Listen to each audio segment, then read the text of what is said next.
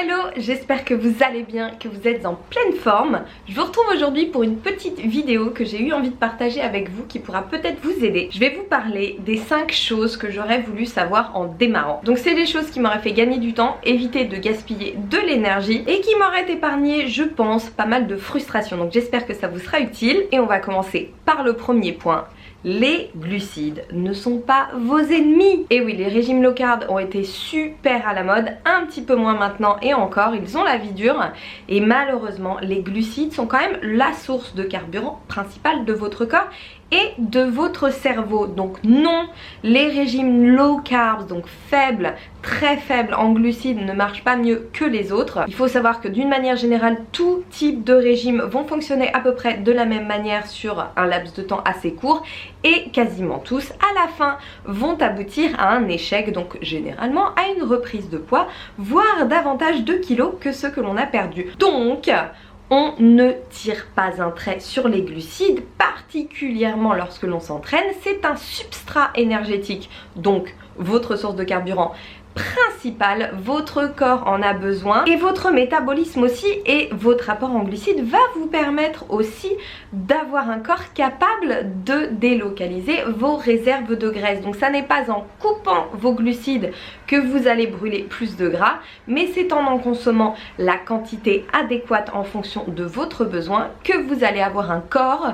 gourmand en énergie qui finira par évidemment utiliser aussi ses réserves de graisse comme source de carburant. Ça vous permettra évidemment d'avoir des entraînements efficaces et surtout d'avoir de l'énergie toute la journée, un cerveau qui fonctionne bien, de ne pas avoir de sautes d'humeur et surtout un bon fonctionnement de votre thyroïde. Donc on ne tire pas un trait sur les glucides, on les choisit à index glycémique plutôt modéré, en gardant plutôt les glucides à index glycémique élevé autour de la séance d'entraînement. Et non, on ne tire pas un trait sur les glucides de bonne qualité, notamment fournis par le règne végétal, donc les fruits, les légumes, les céréales, les légumineuses, qui en plus vous apporteront énormément de vitamines, de minéraux, d'antioxydants, de fibres qui sont essentielles à votre santé. J'en profite d'ailleurs pour vous rappeler que j'aborde le sujet des glucides dans le Vegilicious Basique, donc si vous voulez en savoir un petit peu plus, n'hésitez pas à lire ce petit chapitre. Deuxième chose que j'aurais voulu savoir en démarrant, le mieux est l'ennemi du bien. On a vite tendance à vouloir trop s'entraîner quand on démarre, quand on a des objectifs. Et il faut savoir une chose, c'est que malheureusement, ça n'est pas parce que vous allez vous entraîner plus que vous aurez plus de résultats. Alors attention, évidemment il s'agit de trouver une fréquence d'entraînement qui convienne à vos objectifs, mais très souvent on a tendance, lorsque l'on a certains objectifs, à dépasser, à aller plus loin, à en faire plus, à faire plus de cardio, à faire des séances plus longues, à s'entraîner plus souvent, plus fréquemment. Tout ça au détriment d'une bonne récupération, et le corps, tout ce qu'il va faire, c'est juste s'adapter, commencer progressivement à brûler un petit peu moins d'énergie. Son activité musculaire ne va pas forcément augmenter au-dessus de ses capacités maximales, et donc on va surtout être plus fatigué et avoir de moins en moins de résultats, et parfois même stocker davantage de gras. Donc attention, si vous avez l'impression d'être dans ce cas-là, si vous vous entraînez tous les jours, si vous faites des séances intense et longue, mais que vous avez l'impression de stagner, il y a de fortes chances que votre corps s'est tout simplement adapté et qu'il va falloir lever un petit peu le pied, raccourcir un petit peu vos séances, vous octroyer davantage de récupération et diminuer peut-être aussi un petit peu votre activité cardiovasculaire, éventuellement en la changeant, en remplaçant vos longues séances de cardio par des petits HIIT bien plus efficaces et bien plus courts, ou même au sein de vos séances de musculation, certaines fois en remplaçant vos séries traditionnelles par des circuits. Donc attention, on n'en fait pas trop, on fait juste la quantité adéquate et on laisse son corps récupérer. Vos résultats s'obtiennent durant votre récupération, et évidemment en termes de shape, s'il y a quelque chose qui ne va pas, ce sera plutôt du côté de votre assiette et de votre hygiène de vie générale qu'il faudra regarder. Chose numéro 3 qui rejoint un petit peu le point précédent, le sport ne fait pas maigrir. Et d'ailleurs, dans pas mal de cas, on a même tendance à reprendre un petit peu de poids quand on fait du sport, tout simplement parce qu'il est très facile de se dire bon, là j'ai fait une bonne séance, donc je mérite mon burger frites, je mérite une plus grosse portion, et et malheureusement les calories apportées dépassent bien souvent celles qui ont été dépensées durant la séance de sport. Donc le sport, on en fait pour sa santé, pour éventuellement atteindre des objectifs physiques que l'on s'est fixés, pour améliorer ses capacités physiques, mais on ne fait pas directement du sport pour maigrir. Alors évidemment votre activité physique va créer une dépense d'énergie qui va être intéressante dans une optique de perte de poids, mais encore une fois, si vous voulez perdre du gras, ce sera dans votre assiette et au niveau de votre hygiène de vie générale, puisque je rappelle que les facteurs stress, fatigue et votre environnement en général impactent énormément votre perte de poids, et c'est là-dessus tout simplement que vos résultats, la base de vos résultats va s'établir. Donc je dirais que le sport à ce niveau-là, c'est un petit peu la petite cerise sur le gâteau.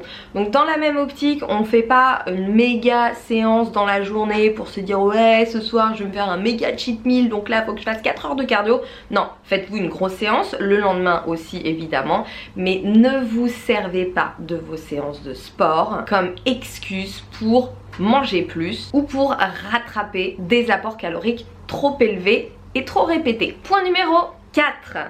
Oui, on peut se faire plaisir en prenant soin de sa ligne. J'ai mis des années à le comprendre et je suis confrontée à énormément de personnes pour qui ça n'est absolument pas compatible. La plupart des gens c'est ouais là je me fais plaisir quand je mange et après je ferai un gros régime.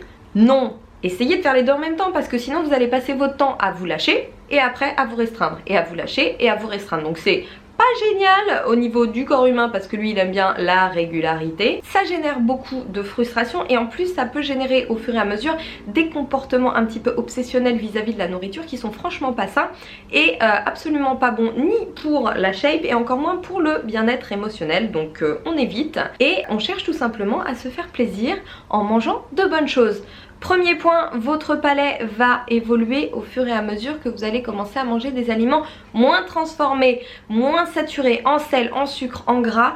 Donc ne vous inquiétez pas, quelque chose qui peut vous paraître légèrement insipide si vous partez d'une alimentation très industrialisée va au fur et à mesure vous paraître de plus en plus savoureux. D'ailleurs la plupart des personnes qui ont fait la transition vers une alimentation plus saine ont en général plus de mal à manger ces aliments très saturés en gras, en sucre, en sel. Et surtout au quotidien, cherchez à vous faire de bons petits plats qui soient satisfaisants, qui comblent vos besoins énergétiques mais aussi gustatifs. Donc faites-vous de belles assiettes, des assiettes généreuses qui correspondent à vos goûts. Soyez curieux, utilisez des ingrédients que vous n'aviez pas forcément l'habitude d'utiliser, notamment au niveau des épices, des aromates, mais aussi des céréales, des légumineuses. Vous avez une variété infinie de bons petits plats que vous pouvez vous faire.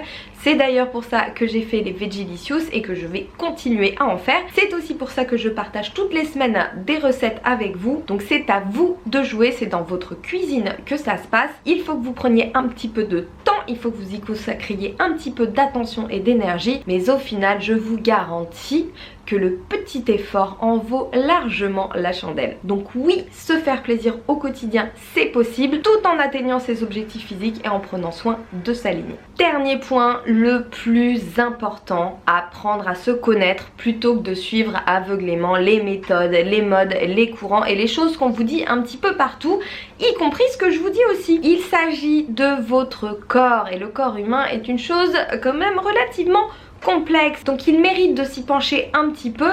Encore une fois, surtout si vous vous souciez de votre santé, de votre bien-être, si vous voulez prendre soin de vous, améliorer votre shape, votre performance physique, il va falloir que vous soyez conscient des bases du fonctionnement de votre corps. Je vous rappelle qu'il est censé vous suivre jusqu'à la fin de votre vie, donc il est important de savoir comment il fonctionne et de bien l'entretenir. Donc on évite de sauter sur toutes les dernières méthodes à la mode. Faites un petit peu vos recherches et surtout ayez l'esprit critique. Vous avez de plus en plus de personnes qui décortiquent un petit peu plus les informations et notamment sur YouTube ou sur les réseaux sociaux. Vous avez évidemment Chloé Lanchois dont j'apprécie beaucoup le travail de vulgarisation. Sur l'aspect entraînement, Christophe Cario vidéo est excellent. Si vous parlez anglais, vous avez plein de chaînes et plein d'influenceurs qui sont vraiment très intéressants, notamment comme Derek Simnet, comme le docteur Michael Greger, comme Atlinix, qui vous apportent toutes sortes d'informations de manière vulgarisée et accessible. Donc vous piochez, vous absorbez, vous lisez, vous vous renseignez. Je vous ferai dans une prochaine vidéo aussi ma liste de lecture. Donc le but évidemment n'est pas de vous transformer en rat de bibliothèque, mais d'avoir un minimum de connaissances de base sur ce qu'est votre corps et surtout sur vous en tant qu'individu, votre propre fonctionnement,